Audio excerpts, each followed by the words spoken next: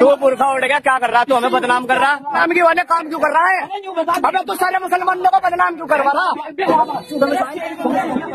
तू आया कहाँ से? अरे तू फोन मिला दे 112 पे। हटा। तू बुरखा उड़ गया, क्या कर रहा? तू हमें बदनाम कर रहा? अबे तू बुरखा उड़ गया। আচ্ছা, এই যে ভিডিওটা তোমরা দেখলে, এটা একটা বোরকা পরা ভিডিও। এই যে ভিডিওটা গত কয়েকদিন আগের ভিডিও। এই যে ভিডিওটা মিডিয়ায় সেরকম ভাবে তোমরা দেখতে পাবে না।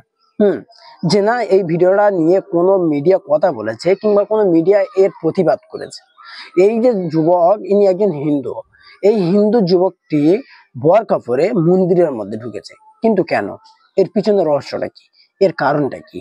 এটা কেন করছে? এটা আমরা কম বেশি প্রত্যেকটা মুসলিম সবাই জানি। কিন্তু যে মিডিয়া মুসলিমরা কিছু করলে তারা এত কুকুরের মতো চিল্লায়, এত ফকফকানি করে, হ্যাঁ, এসব মিডিয়া, এইসব খবরগুলো সেসব মিডিয়া কোনো কথা বলবে না এবং তারা দেখতেও পাবে না। কেননা এ তো একটা হিন্দুর ছেলে, আর সব থেকে বড় কথা বোরকা পরে মন্দিরে ঢুকেছে, এর কোনো কিছু নেই। এবার কথা হচ্ছে, এই যে বোরকা, এটা কাদের জন্য? এ তো মুসলিম মেয়েদের জন্য, মুসলিম নারীদের জন্য। এই বোরকা কাদের জন্য করা? মুসলিমদের জন্য। কিন্তু আজকাল সমাজে যে দ্বন্দ্ব, যে সাম্প্রদায়িক ঝামেলা, এগুলো কি কারণে হচ্ছে? হিন্দু মুসলিম, এই তো এই ধরনের আজকের এই যে ভিডিওটা আমাদের চোখের সামনে এসছে, তাই আমরা বলছি যে না, এই ব্যক্তি এই হিন্দু হয়ে, হ্যাঁ, হিন্দু হয়ে বোরকা পরে মন্দিরের মধ্যে ঢুকেছে। কিন্তু যদি আজকের এই ভিডিওটা আমাদের চোখের সামনে না আসতো, ওই মন্দিরের মধ্যে হয়তো ঢুকেছিল এমন কিছু মন্তব্য নিয়ে, যে মন্দিরের ঠাকুর ভাঙা, মন্দিরের কিছু নষ্ট করা, মন্দিরে কোনো ক্ষতি করার। যদি এই ছেলেকে না হাত নাতে ধরতো, যদি এ বাইরে চলে আসতো, তারপরে মানুষ এটা কি ভাবতো, যে না এ হিন্দু না, এ মুসলিমদের কাজ, এই কাজটা যদি করতে হয় মুসলিমরা করেছে, এছাড়া অন্য কেউ করেনি।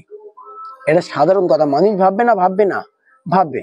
তাই এই যে ভিডিওটা, এ একজন বিজেপির কর্মী, একে দেখা গিয়েছে সোশ্যাল মিডিয়াতে বিভিন্ন ধরনের বিজেপিকে নিয়ে পোস্ট করে এবং বিজেপির হয়ে বিশাল কথা বলে এবং বিজেপির প্রত্যেকটা কাজকে সমর্থন করে।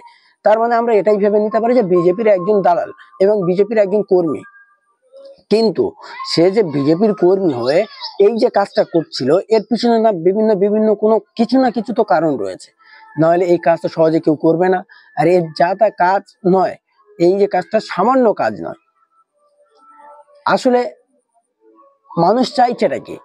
এই ভারতবর্ষের হিন্দুরা চাইছেটা কি? কিছু তো বোঝা যাচ্ছে না।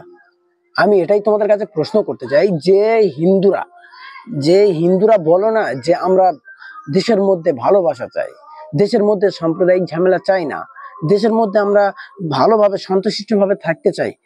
আর আরো এই কথাটা তাদের জন্য বলছি, যেমন আমাদের বাংলার কিছু দালাল রয়েছে, বিজেপির দালাল কুত্তা, হ্যাঁ, বিজেপির দালাল কুত্তা রয়েছে, বিজেপির পোষা কুকুর রয়েছে, বিজেপির চামচা রয়েছে, তাদেরকে আমি বলছি এই কথাগুলো। কি দালাল, কি চামচা, কি কুকুর বাচ্চারা সব বিজেপির, তোমরা কোথায়? এই ভারতবর্ষের মধ্যে ঝামেলা কারা করছে? কারা সাম্প্রদায়িক ঝামেলাটা টেনে টেনে আনছে? কারা সাম্প্রদায়িক অশান্তি চাইছে? কারা?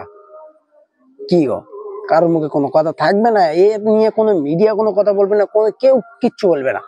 কেননা সত্যটা তো সামনে চলে এসছে, সত্যটা তো মানুষ জানতে পারছে। সত্যটা কি আজকের? মুসলিমরা কোনোদিনও চায় না যে হিন্দু মুসলিমের মধ্যে বিবাদ হোক।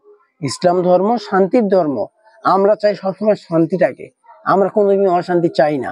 কিন্তু আজকাল এমন একটা সমাজ চলে এসছে, আজকাল এমন একটা পরিস্থিতি চলে এসছে, আজকাল এমন একটা দিন চলে এসছে, যদি কিছু হয়, হিন্দুরা কিছু করলেও সেটা এখন মুসলিমদের নামে দোষ। হ্যাঁ, ওই যে ছেলেটা, ওই যে কাজটা করতে গিয়েছিল, আমি ধরলাম যে ও মন্দিরে গিয়েছিল ঠাকুর ভাঙতে, ঠাকুরটা ভেঙে চলে এলো। ওখানকার হিন্দুরা কি মনে করতো যে মুসলিমদের কাজ, কারণ মুসলিমরা ছাড়া তো কেউ আসবে না। তাও সব থেকে বড় কথা যে বোরকা পরে গিয়েছে, সব থেকে বড় কথা যেটা বোরকা পরে গিয়েছে। মুসলিমদের তো একটা কত বড় একটা জিনিস বোরকাটা, কত একটা উচ্চ স্থান দেওয়া হয়েছে এই বোরকাকে। সেটাকে পরে, সেটা নিয়ে গিয়ে মানুষের মন্দিরে এবং একটা প্রতিষ্ঠানের জায়গা, একটা ধর্মনীয় জায়গাতে সেখানে ঢুকে সেটাকে বেইজ্জতি করা হচ্ছে।